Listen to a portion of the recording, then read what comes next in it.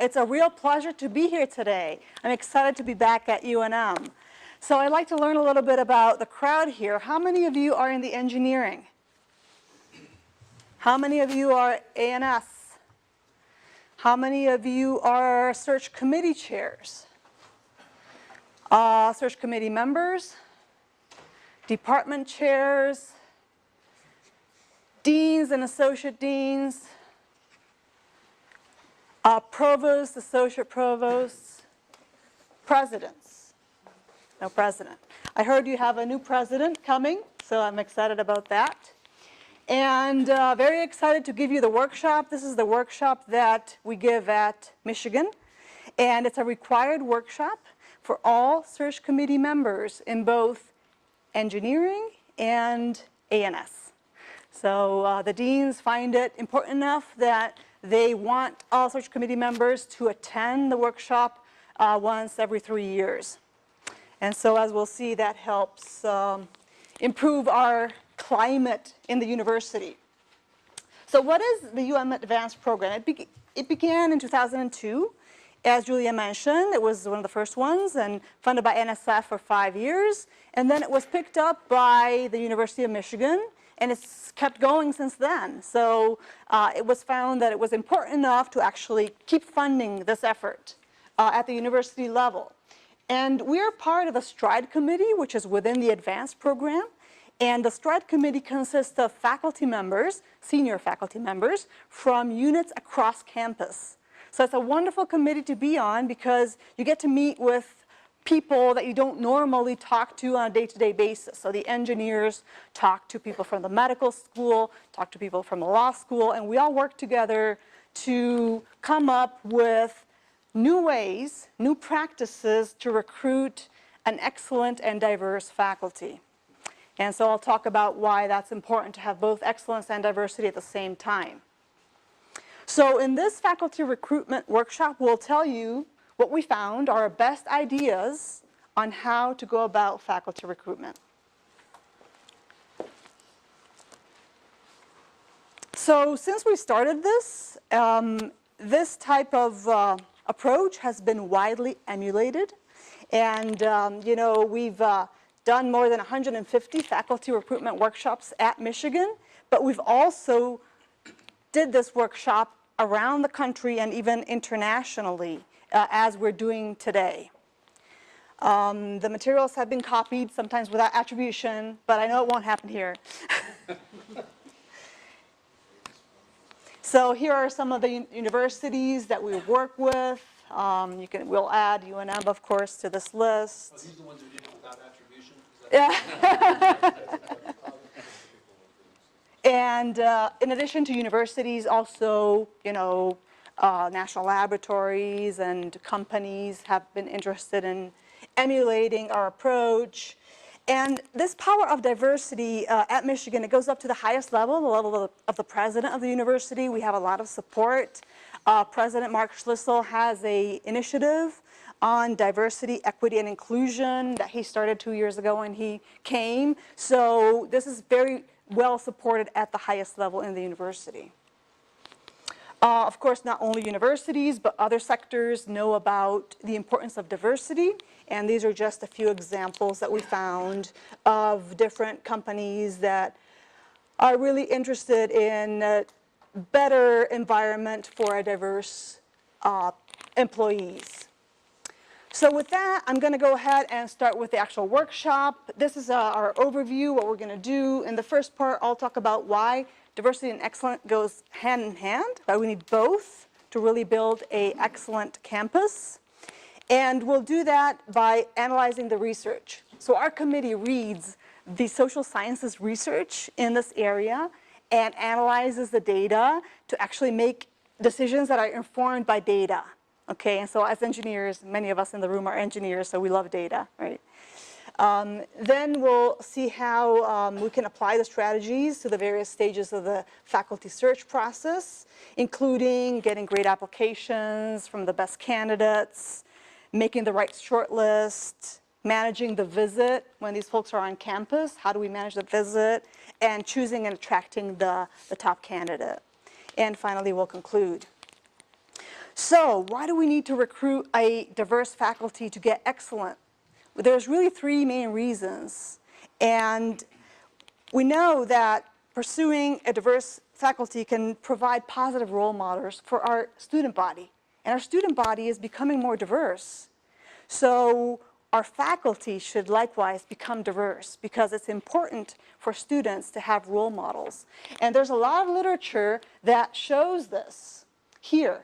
So basically, these studies that we found are in the flash drive, and I have a couple of flash drives that I'll leave with Julia that contain the PDFs of the articles that I'll be talking about, and so that you can go back and review the literature. So in one study, it was shown that this is a study that was done in the Air Force, and there were the female cadets in the Air Force. They were taking math courses, and it was found that when the instructor of the math course was a female instructor, those female cadets were more likely to do well, and they were more likely to continue and take higher level math in the future. So studies show that we really need positive role models and mentors. Of course, if we're not looking at the full population, we're going to lack talent, right? I mean, 50% of the population is female, and about 20%, at least in the state of Michigan, are members of underrepresented minorities. So if we're just ignoring that whole segment, we're going to miss a lot of talent that we currently lack. There's also a lot of research that shows that socially and intellectually diverse teams make better decisions. And here we studied a paper by Summers. It's a study that was done in Michigan, in Washington County.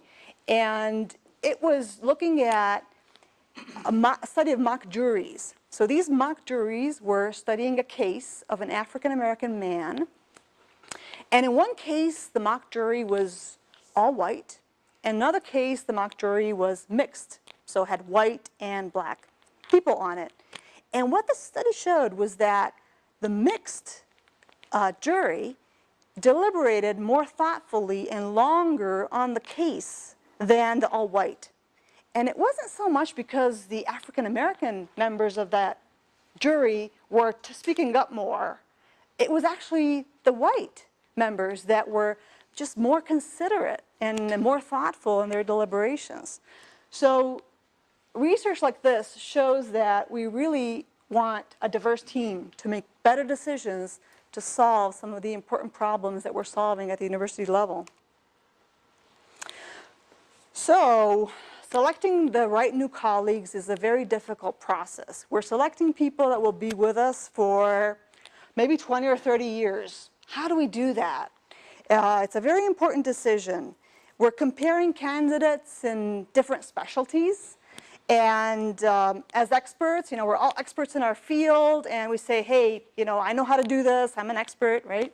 But as experts, we're especially subject to fallacies. And something that we call illusions of validity, confidence, and the narrative fallacy. What we mean by that is we're taking a few data points from, say, the candidate's resume or information about the candidate, and we're building a whole story around those few data points. Okay, and then we're reinforcing that story with our own thought process. So we have to be aware of this.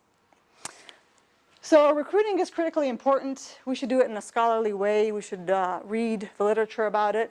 And this book by Daniel Kahneman is very interesting. It talks about two ways of thinking. And Daniel Kahneman is a psychologist, but Nobel Prize winner also. And he talks about how we have a fast way of thinking and then a slower, more deliberate way of thinking. And sometimes it's good, this fast way of thinking is good, but sometimes it causes us to really come to conclusions very quickly and erroneously. So we have to be careful when we apply this fast type way of thinking. Here's an example in my own experience. So say I fly a lot, so I'm flying and I hear a voice in the plane, an announcement, and it's a female voice. And so my fast way of thinking says, okay, here's the flight attendant giving an announcement. But then I hear that the announcement is actually about the flight. So this is the pilot speaking, right? So you just catch yourself have a stereotype about pilots being men, right? And flight attendants being female. So we like to go with a slower way of thinking in the faculty search, and we'll talk more about that today. So, explicit discrimination is easy to recognize. None of us would say, I'm biased against women, or I'm biased against minority. However, we all have implicit biases. And by all, I mean all. I mean, women have implicit biases against other women. Members of minorities have implicit biases against other members of minorities. So we treat people differently based on the social group they belong to. And sometimes in very slight ways, and we'll talk more about that. Not in overt ways, not in open ways, but in very slight ways. And there are ways to overcome the biases and improve decision making. Biases and schemas. So what are schemas? These are unconscious hypotheses that we make. So when I hear a female voice on the plane and I say, this is the flight attendant, this is a schema that is enacted in my brain. And basically I'm saying, okay, I'm going to that conclusion. They allow rapid but sometimes inaccurate processing of the information that they often conflict with their consciously held attitudes. So my explicit attitude is that I don't really have a bias about female and males being pilots. But my schema, my unconscious schema is in play. Well, the good news is that this can change. Schemas can change based on our experience. So as we are exposed to diverse members of the faculty, for example, it'll become easier to overcome our schemas. So we all have these schemas, and if you're curious in exploring your own schemas, I would point you to this website here, implicit.harvard.edu, that has a lot of examples exposing different schemas, and you can try it. You can test your own schemas in the quiet of your office and find out some very interesting facts about yourself. Oh, so the picture shows a typical schema, right? Girls like to play with dolls, and the boys like to play with fire trucks. Although we know that girls sometimes like to play with fire trucks too. So, okay. So when do we use schemas the most? Well, we in these cases, these circumstances actually increase the use of schemas. Stress from competing tasks. We don't have any of that, right? Time pressure. Lack of critical mass. And what I mean here is, as a search committee, perhaps we're looking at for a short list of 4 people, right? So as a search committee, we're looking at the expert in thermal hydraulics, the expert in neutronics, the expert in radiation detection, and then there's the woman, right? That's not good. We should not use this type of solo status when we're thinking about our short list. So look at experts for what they are. They're all experts in their field. And ambiguity and lack of information. This is another circumstance that we have. We're looking at incomplete information that is the result of a biased process, because we all have these biases and schemas, and I'll talk more about that. So all of these circumstances are present in faculty searches. So we should be especially aware of how these things come into play during our search. So let me introduce you to a system of studying schemas that's used in the social sciences. It's called a resume study. We call it resume study. And the way it works is like this. We have a resume that we make up, okay, a realistic resume, and we make 2 copies of this resume, right? It's the identical resume, except we change one thing in the resume that studies the effect of schemas for that one particular thing. For example, we could study the effect of gender in hiring. So I would take one resume and one time I would put the name John at the top, one time I would put the name Jennifer. And then we would send these resumes out to be evaluated. So in this particular study, it was people like us, male and female science professors in R1 universities that were evaluating these resumes, right? And it was for an undergraduate lab manager position. And so each of these professors rated one application. So again, the packages differ only in the name at the top. So what was found was that the male applicants were rated as more competent, more hireable, and more suitable for mentoring, and they were offered salaries that were 14% higher than the female resumes. Okay, so that exposes the effect of a schema. We have a schema about John being more hireable than Jennifer, even if their qualifications are identical. As you can imagine, similar schemas exist in race. So when the name at the top of the resume was Jamal versus when the name was Greg. Jamal needed to have 8 years more of experience in order to get the same callbacks as Greg. Other social categories, for example, sexual identity. Now we have the identical resume and we're going to cue, the evaluators with a phrase that says, hey, this person might be gay. So this person is a treasurer in a gay organization. This person is a treasurer in something else, environmental society organization. And overall, there were 40% fewer callbacks for the gay applicants versus the perceived non-gay applicants.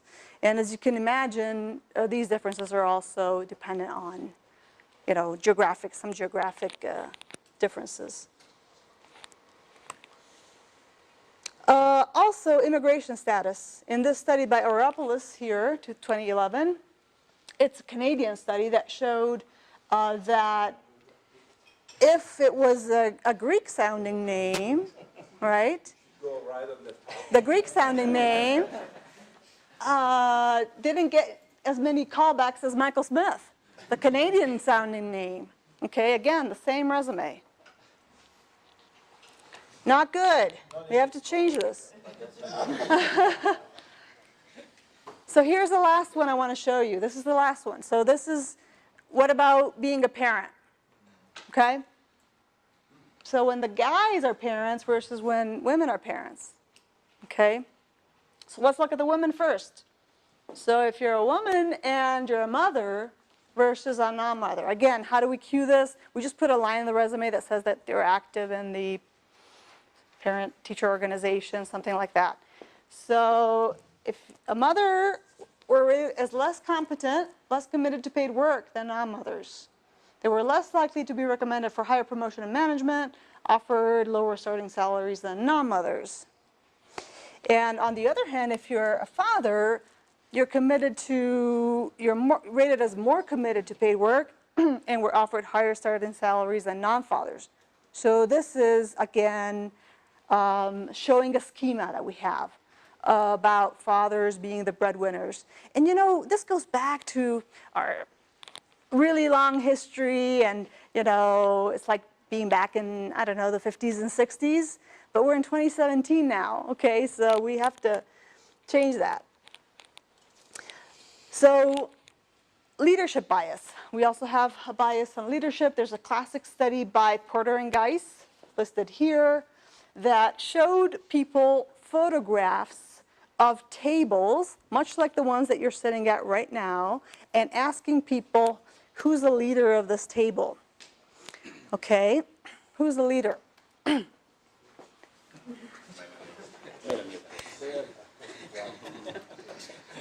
So who's the leader of the table? So if it's an all-male table or all-female table, then the person at the head is identified as the leader. But if it's a mixed gender group table, the women were identified as the leader only half as often as the men. We also have schemas about race and ethnicity in leadership. This shows data that basically the Asian and Asian American population are underrepresented in leadership positions, including at U of M. And this is the NIH data, so at the National Institute of Health, shows the membership percentage of Asian Americans over 16%, but in the leadership, they're only represented about 6%. So this phenomenon is sometimes referred to as the bamboo ceiling, so they can't really, yes? Sir, were Latinos and African Americans not studied here because there are too few of them to study in leadership? I'm sure we have studies that also specifically address that, but I wouldn't expect any differences in terms of the outcome based on what we know. So, our research shows that we have biases in evaluation, the resume studies, and in the outcomes. So in awards, leadership positions are biased. As a search committee member, what we do is we decide to weigh the indicators that we see in a resume that are a result of a biased process. And sometimes as women, we're told, hey, you're making a mountain out of a mole. You're making a mountain out of a molehill, right? It's a really small, right, thing. But in her book, Virginia Valian says mountains are molehills that are piled one on top of each other. So these small differences actually accumulate over the course of a career, and they can make or break somebody's career. So now I'd like you to meet Dan and Maria. Dan and Maria are both assistant professors at the University of Professorial Dreams.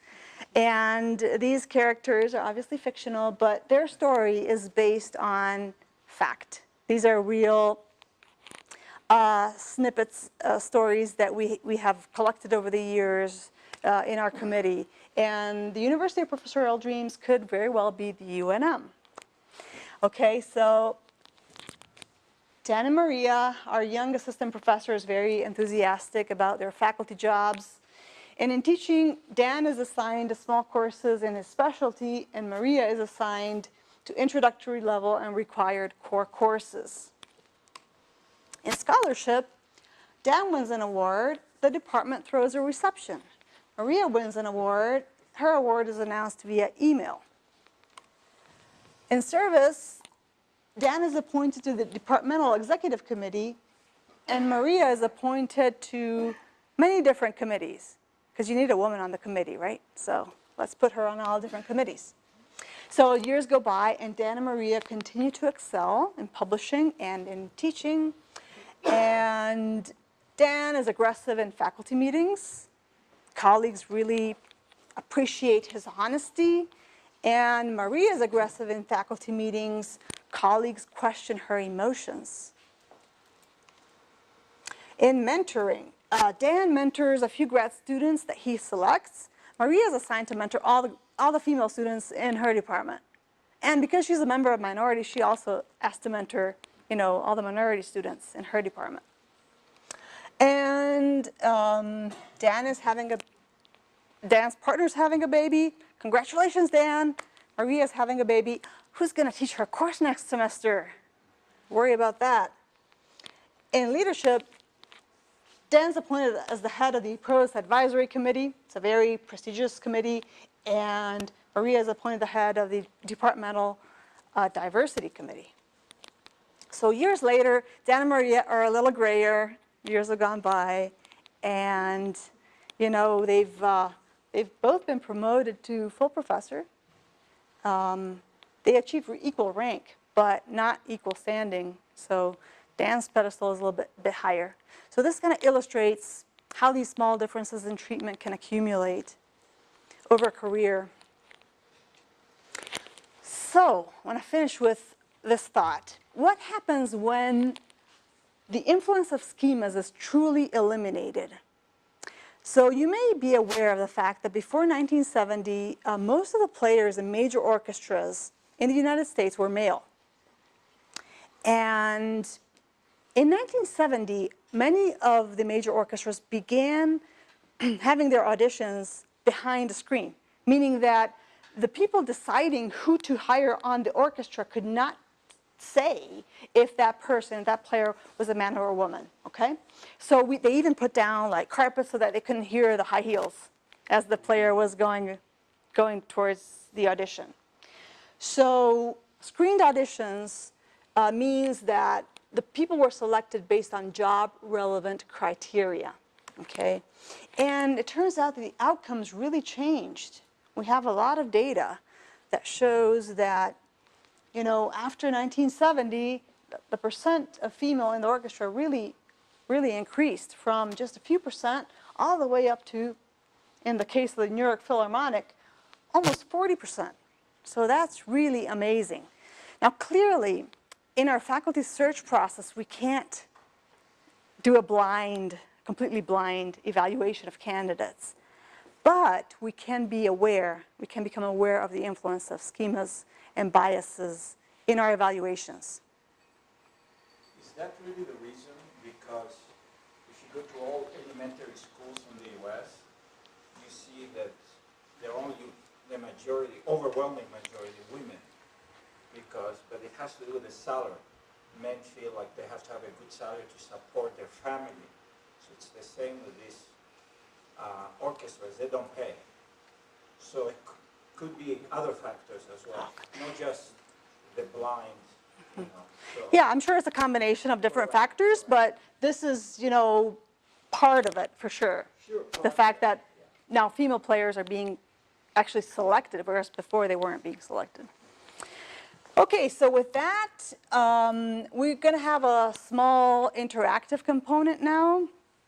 I'd like to spend about 5 minutes at the tables and discussing, we talked about schemas, the accumulation of advantage and disadvantage. How might these affect our search processes? So let's talk about that, especially as it applies to the 4 stages of the search process. Okay? How might these schemas that we talked about have an effect in our search process? I have a question. Unfortunately, I have to teach, so I have to leave soon, unfortunately. But I was wondering if University of Michigan does something different in order to motivate people to apply. Because you are going to work with a pool of applicants, right? That's right. And what if you have just like 100 Yes. applicants and maybe 2 women applying? Yes. So what can We have some thoughts on that coming up later. Yep. And there will be a video, so if you can't stay for the whole workshop, there will be a possibility to watch the video later. Yeah. one more issue I want to say before we do this exercise, that I don't know if these data are really specific to engineering, they don't seem to be, but I like to say that you go to any engineering college in the United States, and the majority of faculty, because I understand we're trying to change the culture, are really foreign-born. I mean, the majority here, if you look at all my department chairs, are all foreign-born. We do have 3 Asians. So, but there are some areas like computer science, maybe chemical engineering, that they can have a bigger pool of women. But even the women we got in the School of Engineering faculty are foreign-born. So our problem is not really the bias, is that we don't have a critical mass, one of the areas you mentioned. And that is huge, and unless we come up with it, we're always going to have this problem. Yes. Yeah, I understand what you're saying about the pipeline, so that we do have a problem with the pipeline. 30 but- years in academia. Right. There was an article, it's not just women, it's not even guys in the U.S. who are going in. So our problem in engineering is huge. It doesn't fit some of these models. I just want you to be aware of it, that's all. If I We're frustrated. could comment, I mean, if you look around the country, if there's no bias here in the hiring process, you're the first university that I've ever seen where that is the case, first of all. Which case? That there is no bias here. I'm just making Oh, it. I see. I Yeah, don't, you may very well be, yeah. you may be, congratulations. Thank you. But the problem is, it's your university and you're selecting the best people. And at Michigan, we have a substantial number of foreign-born faculty members and students as well. But these issues are still real, independent of the nationality and the cultural backgrounds of the faculty and the students. They still limit how well we do searches and how well we select the best people and how well we actually, as you mentioned at the beginning of your comment, to increase the number of people that are applying. It's very important. So there's some things we'll talk about that I think do apply across the board. Okay, so Remind us again what we're about 5 minutes. We're going to talk about how the schemas that we talked about and the accumulation of advantage and disadvantage might influence our search process in our search committees.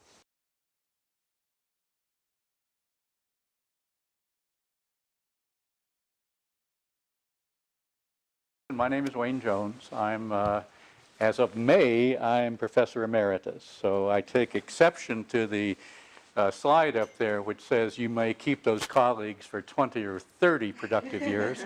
I actually stayed for 39. So, now I'm doing other things, and this is one of them. I was an associate professor, an associate dean for undergraduate education at Michigan from 96 to 2001. That is when I realized what challenges we have in the faculty, because we had 5,000 undergraduate students and about 250 at the time faculty, and I heard story after story from faculty about how they were mistreated, if you will, let me use that word, in the classroom, disrespected. And that mainly came, that I was aware of, from young faculty in particular, from women faculty, and from minority faculty. And I'm thinking, well, this is the 90s at the time, the turn of the century. How can the students not be completely unbiased and open to everything like this?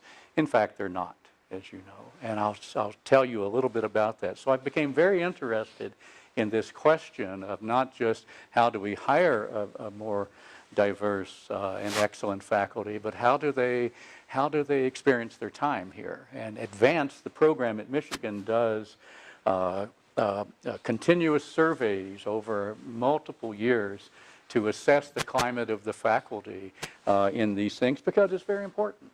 Because as you recruit someone, and Sara will mention this near the end, you certainly want to be able to retain them, and climate is part of that. So what I will do is move down to we'll begin now talking about these 4 stages, which Sara mentioned. I'll try to give you some of our best ideas from Michigan that we have gleaned over the years of how to get a great applicant pool to actually apply, and that was a question that was raised just before the breakout there, and also talk about achieving excellence and diversity in the shortlist. There are 4 steps to this process, and I'll talk mainly about the first 2. Well, it's obvious to state it, but you can't hire the best candidates unless they apply. And as students, it says to me, should I apply to MIT? I says, I can guarantee you they won't accept you there as a student unless you apply. Okay?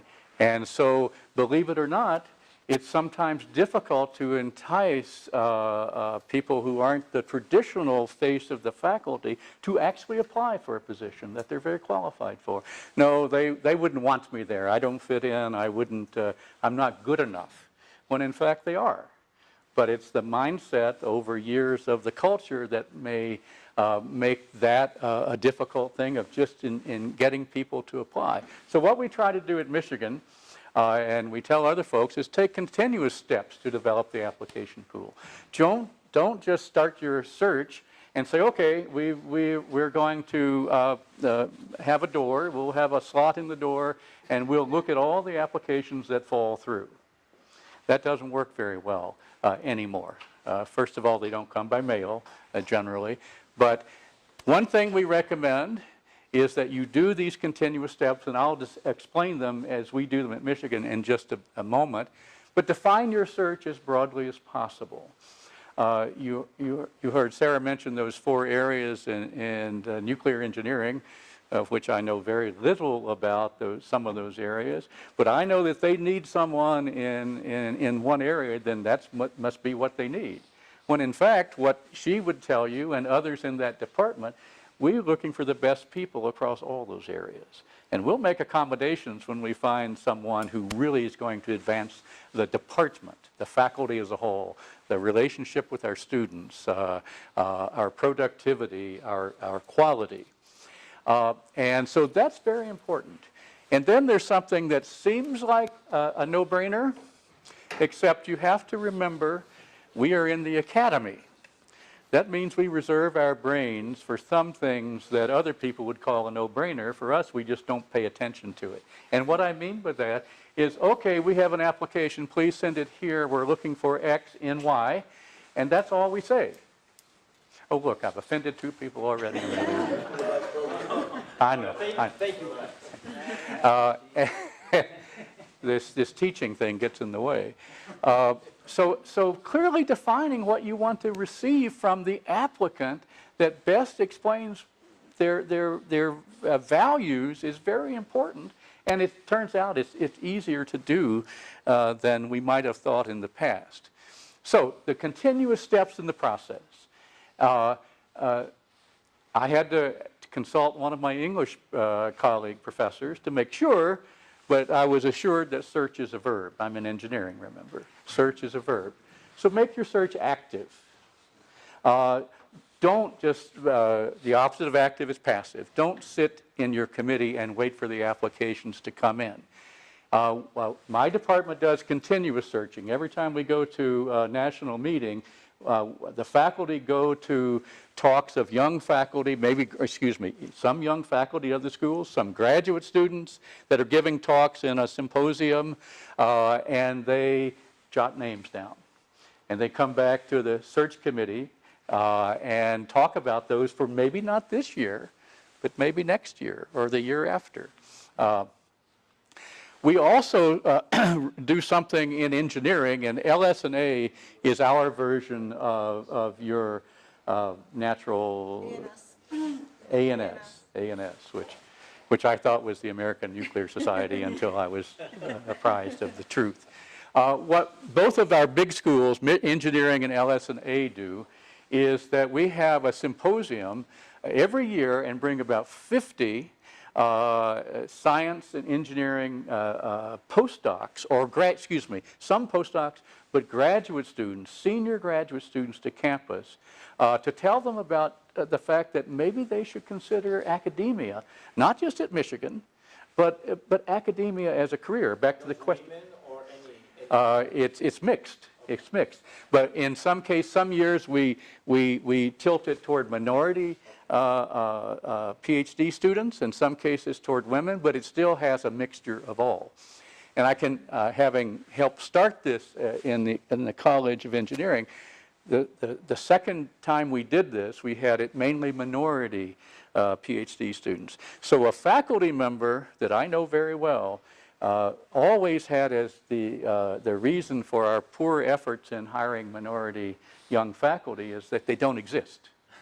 They don't exist. He walked into the room, and there were 50 men and women who minority status, mainly African American, but Hispanic as well, and he was shocked. They came from MIT, they came from Stanford, they came from other schools, Georgia Tech, Illinois.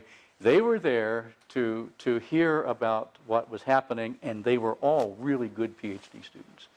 He hasn't made that comment since. So the question there came down, we're not looking very hard. We're relying on our old contacts. I can say this, the old boy network, call up your friend, who you got that's good. And one of the things that I don't think we have it in here, but it's the advantage of having done this so many times, One of our STRIDE members reported that he called a faculty member, not just wrote him, but called him and said, do you have any good young faculty for this position? And he said, Bill Smith is really a good student.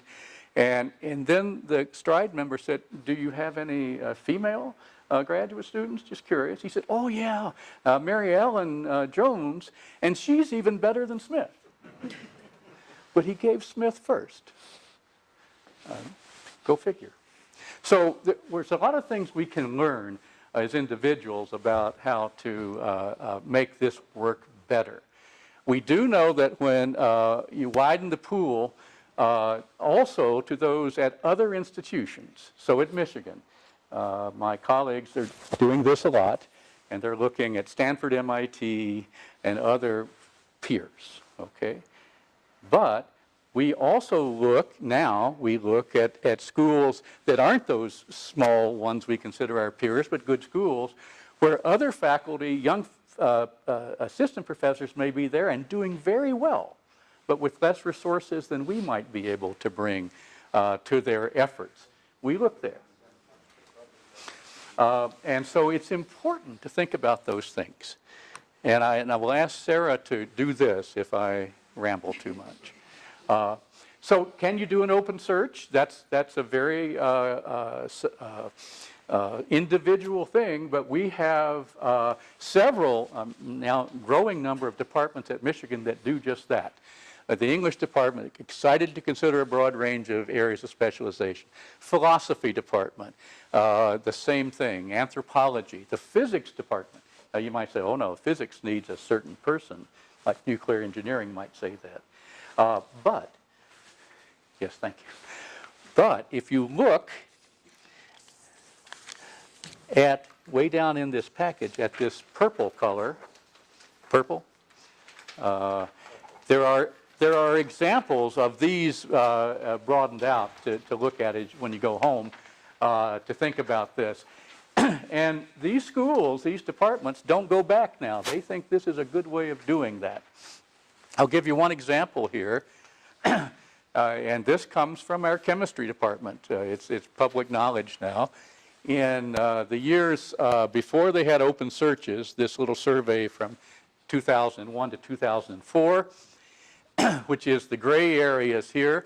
If you look at the female applicants, they had about 15 per year in that period of time. When they went to open searches, where they said, we're not looking for the electrochemist in the subspecies of magnesium or something. We are looking for good chemistry researchers. They over doubled the applicants they got. In the hires for females here, between these two, they were maybe hiring, it's a big department, hiring a couple here in those 3 years. Here they doubled that. They were hiring no minorities in that time period with the closed searches.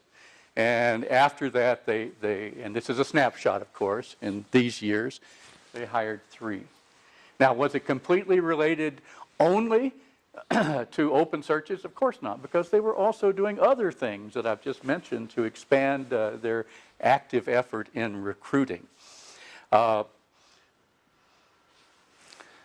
So there is one thing that we've learned at Michigan, and it probably applies here as well, that can actually work against you in your numbers. We all want to hire the superstar that has made the career somewhere else and is looking to move somewhere. Maybe they're tired of their location or whatever. So we do what we call person-specific hiring. Come to your search committee or to your department faculty meeting. We have so-and-so over here who I think can be moved, and let's go after that person. At that point, then it seems like that the search process is no longer a search process. It may go dark.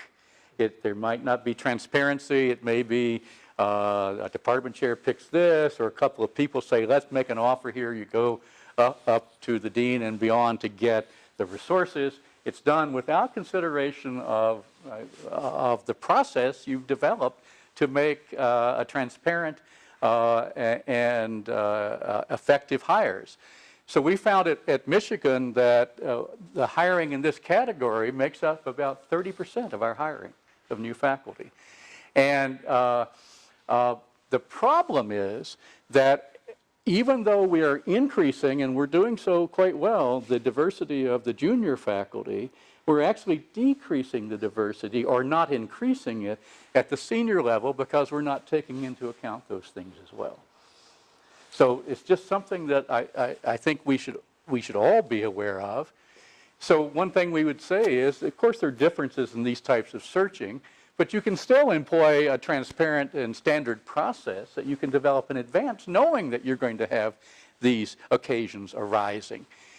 You can consider a standing committee for that. It may vary from department or school. You can look at and analyzing the person for really to make sure that's the person you want. Have the visits. There's a standard that you need to meet with terms of consideration of all your faculty.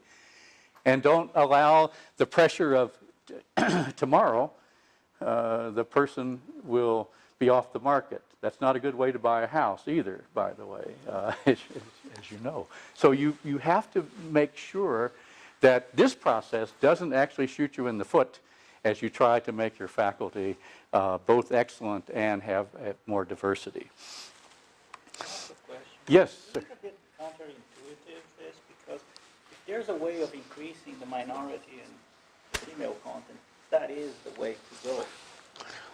And it's just that, Well, it's counterintuitive in the sense that so, you know, that's not the way it actually happens. I Yeah. know, but So, what I'm saying, so the message is not getting to fully, you know, the general public, general departments or schools, rather than just could be, people that attend these Yeah. meetings.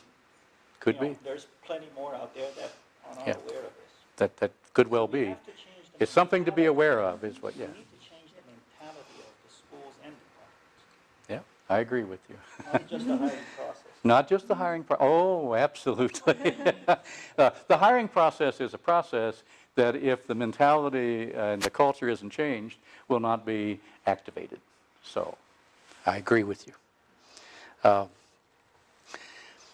Some departments, including my own at Michigan and most of the departments now, in the process of application are suggesting they would like to have a diversity statement from the faculty members. And what is that? It's something that describes your philosophy about diversity in education, your thoughts on how you could help increase that diversity, what's important to it. And we have some feedback from more than one unit that it's actually helped them to choose candidates that are, of course, technically sound and fit right in with what we need, but also can bring other resources to Michigan. And the examples are in front of you here about not diversity statements, but just requests for diversity statements. It's the color that I can see best, this white page here. Okay, we'll get to goldenrod shortly, but you might want to look at that as you have more time with that. Well, let's talk about the search committee. They're already started here. And by the way, I don't think we mentioned it, but at the University of Michigan, we have, I think this fall, 7 of these workshops. And about across the university. Now, it's not Sara and I giving these, it's the whole range of that group. And there are 3 faculty who participate. So we're in the middle of the search process at Michigan, and so it's just like you are here. And we're talking to them about some things that may already have transpired in their search. But we're also looking toward the future. So how do you build an effective search committee, knowing you're going to get many applications? You want to work to limit the effects of implicit bias and fallacies in your deliberation. Now, you say, well, wait a minute, we don't have any. Well, we all believe on the strike committee, we all have them. And it's better if you can talk about them and say, now, how do we make sure that we don't let our personal biases creep into our evaluations of this. Because it may mean that we don't end up hiring the best person because of the fact that we're not doing an accurate evaluation of people. So you be aware of the biases, think about the past candidates and the processes that have taken place, and work toward, quite frankly, work toward having a committee that is obviously intelligent and focused on the technical expertise of the person, the fit in the department in terms of your strategic plan and your mission, but also in terms of all of the elements that can be brought in. So the search committee could be a learning process for the faculty as well, and that's an important thing. You want to, if you're a department chair, you want to reward and expect a high level of commitment from chair searches. You want to include people that are openly committed to diversity. And please don't read this as I need a minority or a woman on the committee. I hope that there are other faculty who are also committed to these things in the department and can bring some expertise of that. And as you know, we require in much of our university that people come to the STRIDE workshops. It's just one thing, 2 hours, that gets people thinking about these things a little bit. So some education there. So the search committee is important. And I might also mention that in the College of Engineering at Michigan, we have now standing search committees in the department that last for 3 years. And people will rotate in and off, but the committee stays as a unit for 3 years. So that when they finish 1 year, they can look back and say, what did we do wrong? And how can we do better going forward? One thing that we recommend of that long process is that you discuss and define evaluation criteria in advance. Here's what we're looking for. Have you ever heard of evaluation creep? That means that you change the criteria to match the person that you now favor for coming to the position, to the disadvantage of many other people. It's actually been studied, and it actually is true. So if you define them in advance, you know you're armed with this information of what you're looking for in a person. It helps. Then if you design your evaluations and examine all the materials, this is for the long list, that works too. So being prepared for that. In front of you in the lavenderish color, oh gray, sorry, is something that we use at Michigan quite a bit. And we use it, some departments, it's department prerogative, search committees. But how many of you have ever been to a search committee meeting or a faculty meeting when senior faculty comes in and says, this is absolutely the best candidate right here, the others are bums? No, that's exaggeration. We don't talk that way. And then you say, did you go to the seminar? No, but I know his advisor. Didn't go to the seminar, didn't have time. Did you read his papers? Don't have to, I know his advisor. And you get the idea, but he's number one. Once that person says he's number one, it's hard to change the mind of that person. This tool, and we call it a tool actually, is just a method to keep that from happening a little bit. And we make this available. You could download it right now, or when you get back to the office, and you could change it to be what you want. You could think about these ideas. Engineering faculty, of course, will start to put numbers in here and then get to the 3 decimal points and say that's the person. That's misusing the form. It's to provide discussion. Well, John, why do you think this person doesn't really fit with the priorities? Because you gave him a neutral as opposed to an outstanding. Can we talk about that? It gives you an idea about that. And it also helps to know who read the CV, who did their homework. This is for the long list and deciding who to select for the short list. By the way, I just want to say, whatever list we come up with, it has to be right, it has to be approved first by all you all, something like that, right? I'm not sure if it has to. Something like this, we would probably do it on by them anyway. This part of our packet that we're using as our search process. So we can change them. Well, remember, this is not in the packet that the applicant sees. This is a discussion tool for the search committee. Okay. But also think about this. If you've got your list now down to 5 and they've all come to visit, given seminars, then other things become important on this. Yes, I attended the seminar.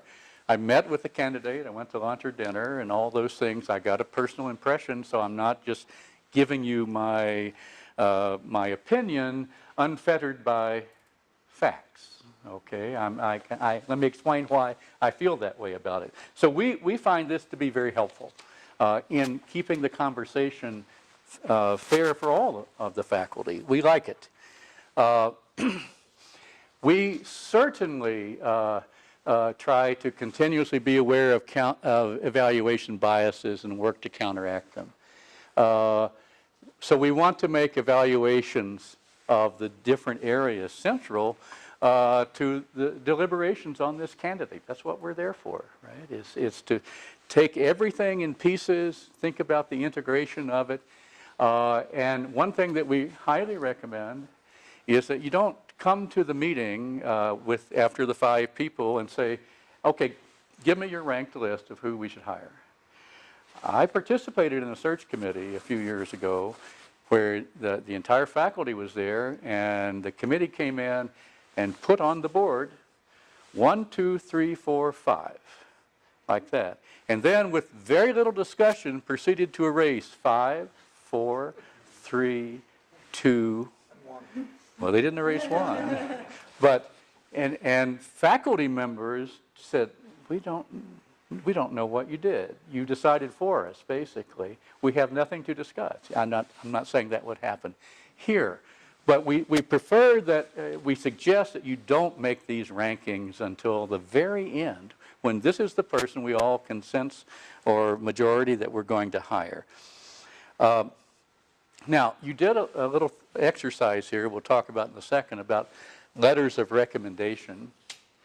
And this got me really scared as a mid-career faculty member when I first saw this.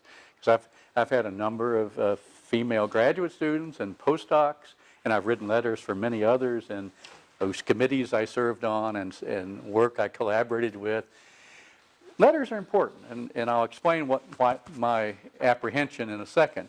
They can point out strengths, they can identify a candidate's role in shaping a project that might not appear on the resume very well.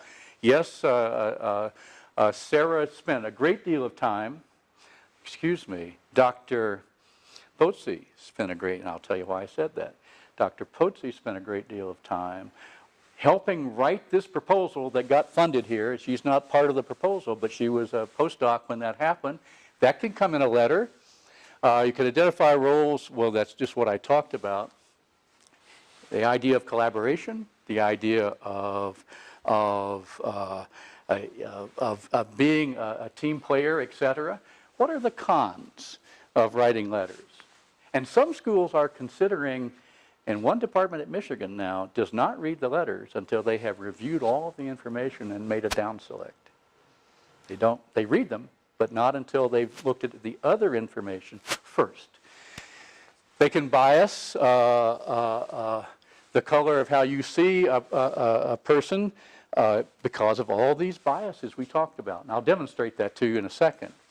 We may spend a lot of time, the letters may, on information that is absolutely irrelevant to the position, and as you'll see in a moment, or as you've already seen, may be actually harmful to the candidate if it raises other triggers in the evaluators. That person has a big family, therefore you've got the idea. And sometimes they're written by the candidates themselves, because the advisor says, you write a draft and I'll fix it up. Believe it or not, we know it happens. I don't buy my dogs from puppy mills either. But I shouldn't have said that. But anyway, we know it happens. So letters are not perfect, is what I'm trying to say. So you did this little exercise and you came up with words that describe attributes. Would anyone volunteer a word. How many said excellence? Anybody? I would have also. Hardworking? Anyone? Okay. Sarah, think of another term here that you're so good at this. Creativity? How many creativity? Creative. Okay. How about superstar? Anybody? Superstar, outstanding, But exceptional. Exceptional. Okay. All good words I would use too. Now let me explain to you why I got so apprehensive about letters. And it goes to this. There was a study done some time ago by Trix and Senka, but reproduced in similar studies in much more recent time. And it was at a large Midwestern medical school, not the University of Michigan. That's all I can say. And here's the thing. These folks are linguists, so they know how to actually parse language and words and to get something useful from it. And they requested, as part of this study, the letters of faculty who were given jobs and were on the jobs at the university in the medical school. They were given access to the letters. So it wasn't people that were rejected or people who said, no, I'm not coming. It's people who were there. What they found was, and there were enough letters over several years, that the letters for men were longer, more references to the CV and publications and patients, remember it's a med school, and colleagues, repetition of standout adjectives, outstanding, excellent. Me too. I also, pardon me, for that. What happened for the other letters, for the women? They were shorter, statistically shorter. The use of grindstone adjectives, they were conscientious. They were meticulous, and nose to the grindstone. They were hard-working. Everyone's hard-working that gets to that level of being a candidate for a position like that. But there were more references to personal life, more doubt raisers, hedges, faint praise, and irrelevancies. Here are 3 examples. It's amazing how much she's accomplished. And you've all heard the story of going backstage at the opera. Your performance was amazing. Is that good or is that bad? Okay. How much she has accomplished. It appears her health is stable. And the one that we all like a lot, she is close to my wife. She is close to my wife. And when we read the paper years ago, we said, no, this can't be real. This is not true. It's not true. And then... Can I interrupt you for a second? Go back for a second. Yes, sir. Here's my kind of sideways to this. I think we need to be careful not to mix everything together in the sense that the fact that some people are, whatever, people capable of writing, she's close to my wife, I would like to meet this person. But for me, perhaps I have whatever side you want to call it, I think there is huge value to grindstone adjectives. And I write to men, for men also. Yes. So what does it say about me? I don't know, but I think it's different. I think some of these things are one thing and some are different. Again, the hedging, of course, all of that, and we Yes. recognize. But I would just put a bit of my own caution Yes.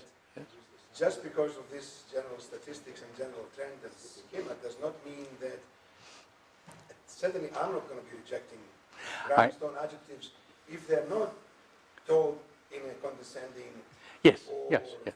whatever falsely familiar way, Right. whatever, all of those things. And I appreciate that comment. I find huge value to someone being said that they're conscientious. Hardworking and conscientious. But I don't think it is. I think people just mention, Yeah. my issue is that people mention just numbers. I hate, that's how I am. And- Dollars, papers, citations. For me, Right. I have an allergy to those things, frankly.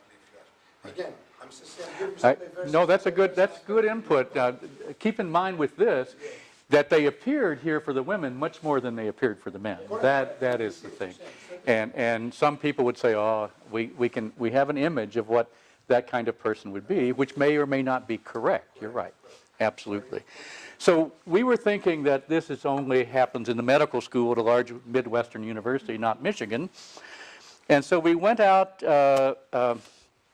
and collected from people on search committees like yourself, anonymous excerpts, if you will, from letters they had been receiving over a couple of years. And I don't think there is a goldenrod handout, thank goodness. This one has a list of it that you can look at. Here are some that I put up here. Repeated standout objectives. He's outstanding in research, outstanding teacher, outstanding colleague. Now, I would write that too. It's lazy. You know, I'm not saying anything at all except that I don't want to tell you exactly why they're outstanding. The grindstone adjectives, again, were there. And I certainly accept your comment of that. Meticulous and conscientious as a mentor and scholar. Hedges. This one bothers me. One of the 3 Indian ladies we have here this year, she is perhaps the best. So if the search itself was to hire an Indian lady, problem is solved. But what does it have to do with the search committee? And nothing, of course. My overall impression that when XX is motivated, she brings enormous talent and energy to, and is very productive. That simply says to me she's not motivated all the time, okay? Over the past few years, she has learned to balance her intensity with more fun. These are in letters that we got at the University of Michigan. Devoted wife and mother of 2 children who manages these responsibilities efficiently so that she can achieve the scholarship she desires. What about her partner's role in that, managing efficiency? That would not have appeared most likely in the letter, okay? And yet it might be that person who, one would hope, shares half those responsibilities. So this was Michigan, okay? There's one that didn't make the list for a faculty member, where a faculty said of a female applicant, and she and her fiance both applied, he said that she got an A in my course. Her fiance got an A in my course the year before. Well, what does that say? It says, well, maybe she got an A because he helped her. It kind of makes your flesh crawl a little bit. So, this last statement, by the way, would have come into the slides that Sara showed about the motherhood penalty and the fatherhood benefit. These things are in our minds, whether we really recognize it or not, and may color our thoughts about that. Yes? What's the message then?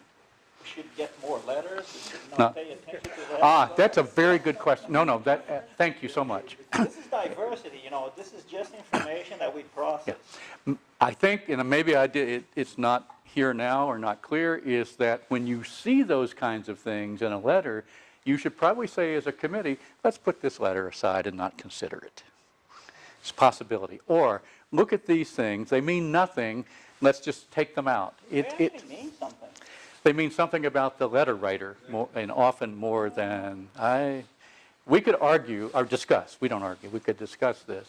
But I'm seeing that I need to move on with this. So we can come back for open questions. So there we go. This is a study, and it goes back to my personal thoughts when I was associate dean and seeing how some of the faculty struggled in the classroom. And I just want to tell you about this quickly, and we'll move on. There was a large Midwestern university, not Michigan, where in a communications course, which had a beginning course, a lot of students, a lot of sections, big classes, so statistics was good.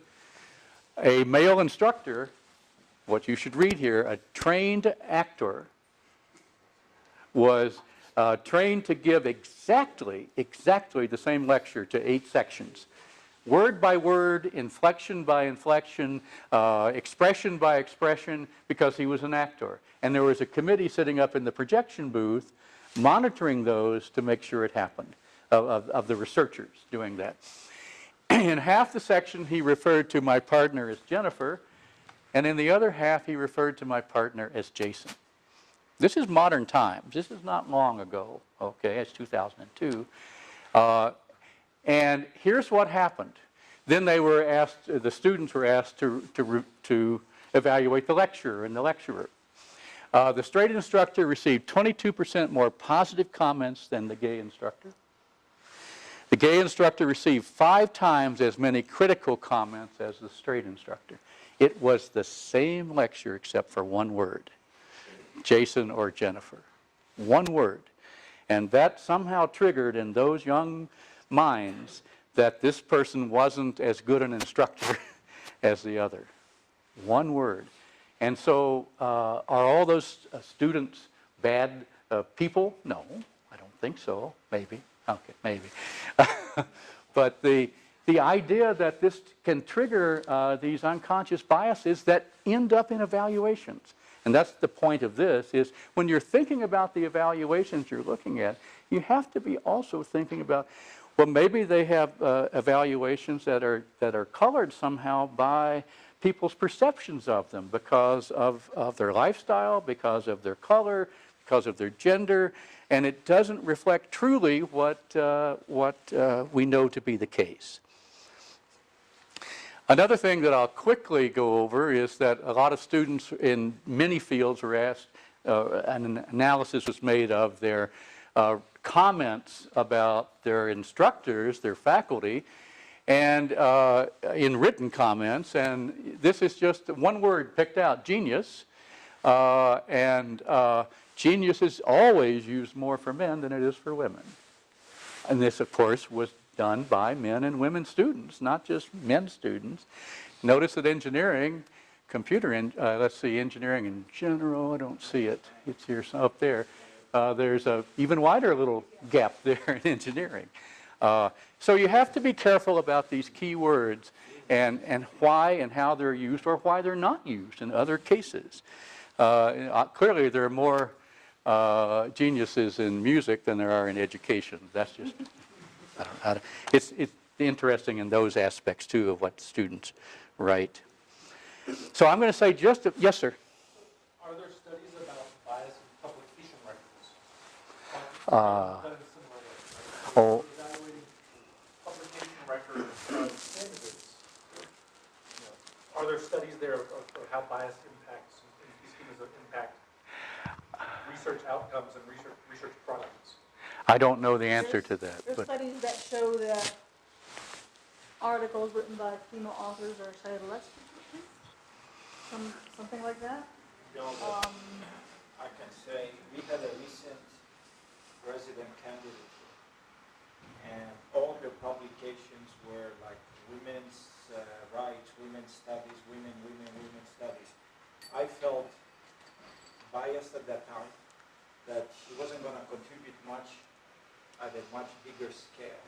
So I found myself feeling biased. So if that's what you meant, I think it does affect. But that's a type of publication, and the question may be, All the same. it's, yeah. Only one legal area specifically. It's just acceptance rates, right? Yeah. Yeah, I'm just curious what is there. I'm sure there are studies about that, and I've told by some of my women colleagues that they put their first initials, not their name, on their publications. They feel they'll get more credence from that, and that's what they tell me. So let me go on with this because I know that we'll run out of time. Stage 3 is managing the visit, and I kind of like to talk about this part because probably tell I'm a friendly, gregarious guy, and I'm from the South, originally from Kentucky, so I like hospitality. I want to make everybody welcome. And what amazes me at my own university and other places, how poorly we do at that sometimes. We have sorted through this process. We have found 5 candidates. We're perpetually mad at our fellow search chairs, and we're pulling our hair out. And now they come to campus. Okay, they're here. Let's just go into the room and let's see what they say. It's nice to see you. Thanks for coming. Goodbye. Don't do that. And you probably don't do that. So you provide a welcoming environment. You ensure that the candidate gets all the information about U of M. This will come up in Sarah's last piece here. All the information about this without having to ask for it. all this information about dual careers, about, we have a package that our Associate Dean in Engineering gives out that talks about the schools, talks about our dual career processes, talks about all the information except the weather. We don't ever mention the weather in Ann Arbor, but we talk about the good things. That's the only thing we mentioned. No, it's not, I know. But here's the thing that Sarah will talk about. You have to respect the candidate's privacy as well. And she'll talk about that. So I'll move to this. There is a book I would really recommend you all read. It's short. That's one reason I would recommend it. And secondly, it talks about a stereotype threat, which this is indirectly getting to. So here's the thing. You invite these people, and they're now here to perform in a race. They're not competing down the hallway with 3 or 4 other candidates, but they know the other candidates are here, or will be here, or have been here. You wouldn't put potholes in the racetrack, you wouldn't put blocks of ice on the skating rink, and you wouldn't put 35-degree water in the swimming pool to see if somebody could break the world record. You wouldn't do that. So why would you throw obstacles in the way of someone coming to their big chance to come and tell you what they can do and demonstrate their qualities here? Here's what we recommend, and now we do this a lot. We provide information well ahead of the visit about the schedule, about what we're expecting from them, the audience who's going to be in their talks, what the breadth of, is it going to include graduate students or is it just faculty? If there is a particular person in a department, and you know who you are, who always complains to every candidate completely with equality, in other words, it can throw people off track with hard, angry questions, you tell them, well, there's one guy who'll come there, and don't be upset, he does this with everyone. Or you can do like we do, and we tell him the meeting's on Tuesday when it's really on Wednesday. No, we don't do that. And you also want to identify a host. Again, back to my southern root. Someone who's there for that person, faculty member, who is probably not the chair of the search committee, but someone who's there who can talk about this, show them around, ask them if they have questions about, is everything going okay? Do you need something? And treat all applicants as valuable scholars and educators. You wouldn't introduce a female candidate saying, thank God we have a female candidate now because we really need one in this department. That's not a good way to, that person won't come most likely. We make that. Now, we also try to avoid, and we recommend to everyone we talk to about avoiding solo status. That is, you don't want, it would be nice to have 2 people of the same group of people that you're interviewing. It's not always possible. But if you can, then you don't go, as Sarah said, well, the physicist is really good, the nuclear engineer is really good, and the woman is good too. Okay? It happens. It really does happen. Ensure that all candidates meet a diverse set of people. In some departments that we have, they're not very diverse at all. And we go outside the department. They meet with students or postdocs or other researchers in other areas. We try to give, are we still doing in engineering the non-evaluator meeting? Yes. So in the College of Engineering for a number of years now, we have on the schedule a faculty member, if it's a woman candidate, a female faculty member who is not part of the evaluation, who meets with the person, and that person, the candidate, can ask questions that she would not ask of the evaluators. Like, tell me about the schools here. Or tell me what's it really like to be a female faculty here. That's important. We feel it's important, and the female faculty at Michigan signed up for this. It takes time. We implemented this year. Yes, you can implement it this year. I'm doing it for researches in A&M, and several of the women in the School of Engineering, including Melanie and Susan Rovis, have volunteered to meet with candidates from other departments. How's the time? We can arrange that, so they meet with someone from I'll not hurry. the I'll engineering hurry. department, but familiar with engineering and physics. I'd like to meet with those candidates.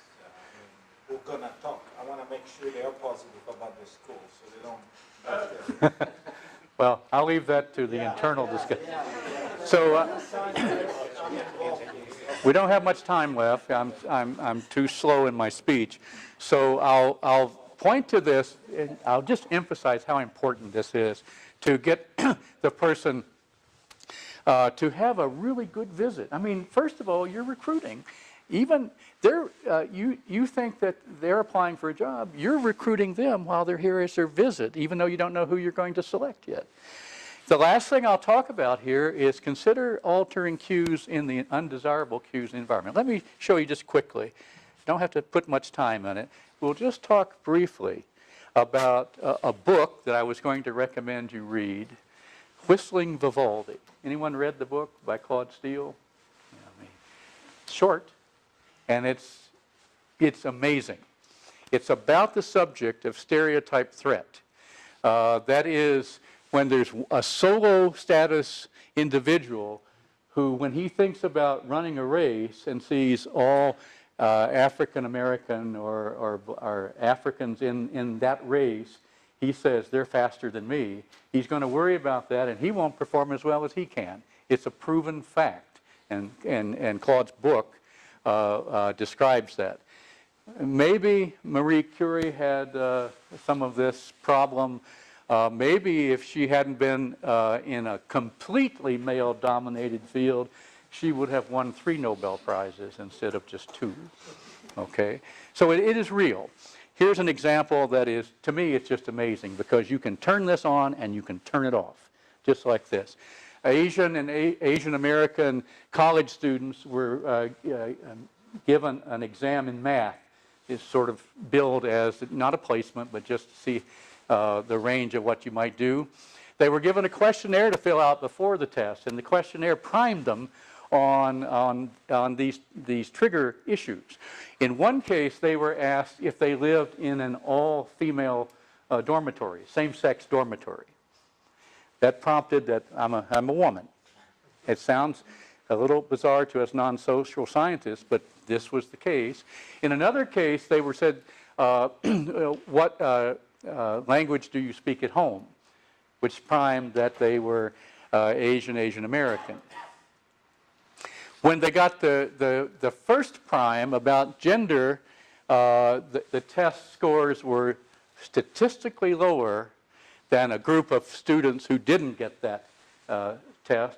And when they were primed about their culture, their nationality, their ethnic origins, they did better because they knew that Asian women, they say, do better on math. Asians in general. This could be turned on and off in a study like this. Does it matter? Well, the stereotype threat lowers the performance. The stereotype boost may go the other way. Now, we don't do this, and we don't have all of our students or our candidates sitting in a room taking tests with prompts, but we do this. So, you know, I will say that in engineering, this is all Michigan, by the way. In engineering, we're pretty high class. We have oil portraits of our deans, not just photographs. And this is an issue. In the physics department at Michigan, you walk in the front door, and for a long time, there were only pictures, old men pictures on the wall as you walk down to have your interview. It does make a difference. And sociology found a better way to think about, here's what the department looks like now. We're proud of our history. Of course we're all proud of our history. But let's talk about what's here now. And this is very nicely done with all of the grad students here showing what a diverse student body it is. And the same thing would be true of the faculty there now as well. So the old white guys are important to the history, but they don't help you recruit. Sorry. As an old white guy, I can say it with a smile on my face. Retired, of course. So, you want to tell, this is your slide, I believe. Yeah, and we're going to spend just a few minutes now talking about something that may happen here. It may not, but how do you get the information to the candidates? Sarah will talk about an example of that. And don't anybody leave, because it's really good. Hey, I'm gonna grab the mic from you. Oh, I'm sorry. Thank you. Thank you. Thank you, Wayne. We're almost done. Thank you so much for being such great audience members and staying awake. So let's see here. Dual career support. So this type of information should not be discussed during the visit by the search committee members or by members of the department. There should be somebody like an associate dean that provides all of this information about dual career equally to all of the faculty candidates. So the idea is that we don't want to have preconceptions as to who might need this information versus somebody else. Please respect the candidate's privacy. Don't ask personal questions. We really want to aim to evaluate the qualifications, the job relevant qualifications for the faculty position. And just don't ask questions about family status or sexual orientation. Not that you would, but also such questions are often illegal. It's illegal to ask someone these questions. So we have a list of these appropriate and inappropriate questions in our handbook for faculty searches, so you may want to consider having a list like that you could share with everybody on the search committee. The fact is that if you're exploring these non-job relevant criteria, they will confound your evaluation, they will confuse you, they will trigger some stereotypes that we talked about. And so they're also likely to drive away your candidate. The following schematic is actually an actual situation that happened at U of M. These are folks that came to interview, but then they didn't take the job, so we had an exit interview, so we knew what was going on. So this is a typical situation during the visit where the U of M faculty member, also known as the clueless Wolverine, is talking to the job candidate here on the right, the faculty candidate, and they're at the water cooler and they're just having a conversation. And the U of M faculty member thinks, the university and my department are really supportive of your partner's job search. This is a friendly department where everyone helps one another out. And so what does he say? Do you have a partner who will be coming on the visit and might want to learn more about job options in Ann Arbor? What does she think? Let's see. She hears that question and she's thinking, I might choose to live in a different place from my husband. I was not treated equally. Now remember, these are quotes from actual job candidates. I got nonstop questions about family issues from the faculty, and nobody asked my husband about family issues when he interviewed. Obviously, they didn't want to offer a job to someone who was going to have a two-body problem. So it's really a negative, and so what she answers is, I don't have a two-body problem. Whether or not that's true, that's what she answers. But it's just showing you that it's a bad idea to ask these types of questions. Here's another example. At the University of Michigan, this department and our faculty are family friendly. Not only that, but Ann Arbor is a great place to raise a family. We have great schools. What does he ask? He asks, do you have school-aged children? Or will you want to learn more about the schools in Ann Arbor during your visit? That's also a bad idea to ask that, because she thinks, I figure the reason they asked me about whether I had kids is that they wanted to figure out whether it would be hard for her to move. It was a negative, she says. That was a negative from her visit. Senior male asked me if I was going to have children, just like that. Imagine that. That's an illegal question to ask somebody. And what does she respond? She responds what she's trained to respond. She says no. That's very confusing now, because we humanistically tend to be friendly and to show that we're available for any questions. What I'm getting now is it's best not to ask anything. And then it may backfire and say, oh, they were not friendly. Oh, So we're not saying not to be friendly. You should be friendly, but you should not ask a personal question. What? I mean, you're going to ask so many questions, but then you go out to lunch, you go out to dinner. Now, if the candidate brings it up, then it's different. If the candidate tells you, about or ask you a question about the schools, course. then Well, that is certainly you can answer, but you should not probe these matters. Okay, this is our recommendation. Okay, so we're almost done here. So after, all the visits happen, we recommend that you gather the input promptly because these visits happen one after the other. Don't make rankings right away. Rather have unranked comments on each of the candidates. And be ready to manage the full faculty discussion of the candidates. So, we have a lot of evidence throughout the visit, talks, interviews for making the decision, and you really want to be very prompt, and those forms can help you. Those forms that Wayne showed can help you do that. Again, don't make ranked lists, the top 5 lists. Some people have been using a process where they actually score people with scores. So now you have, the guy has a 4.4 and we have a female candidate with a 4.2 and we convince ourselves that that 4.4 is so much better, right, than the 4.2. So with managing the full faculty discussion, use a transparent process and use the same process for all of your deliberations, whether it be an open search or whether it be individual search for a person-specific hire. Consider opening a brief presentation from the search committee on all the candidates, where the pros and cons of each of the candidates is assessed for all of them. Summarize the evaluation materials for the faculty, and find ways to include the junior faculty in this discussion. These junior folks are the ones that are going to be spending most of the time, a lot of years with these new hires. So their opinion should certainly be heard.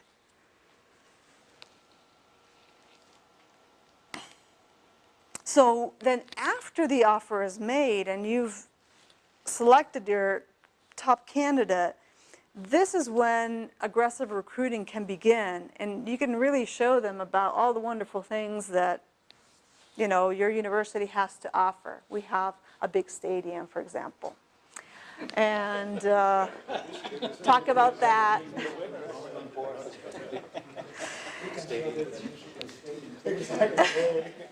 You can customize this slide if you're. We have sunshine.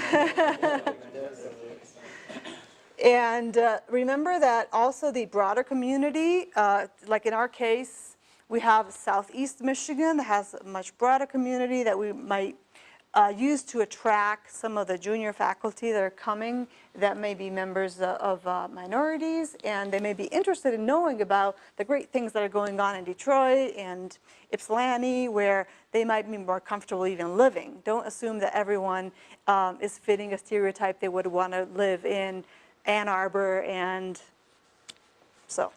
Would the personal stuff come up at this? I guess, do we still never bring up the personal stuff ourselves? We expect them, I guess they would at this point, I guess they would now break the thing. Oh, no, by the way, I do have a 2 money. We can talk about Yeah, that. talk I about think that you later. will. Yeah. It's part of the, once the offer is made, then we can talk about it. Yeah. Although we also recommend that you don't start bombarding people after the offer with personal questions. Some people just don't want to share at this point. They may lead a non-traditional lifestyle. They may not have kids or something like that. You certainly don't want to bombard people with those types of questions.